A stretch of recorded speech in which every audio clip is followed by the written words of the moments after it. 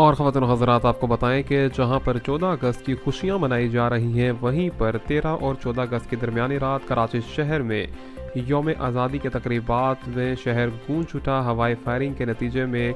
23 अफराद ऐसे हैं जिनके ज़ख्मी होने की इतलात मौसूल हुई हैं। बताया गया है कि शहर भर में जहां पर मुकम्मल तौर पर यौम आज़ादी की तकरीबात और जश्न मनाया गया, वहीं पर कुछ लोगों ने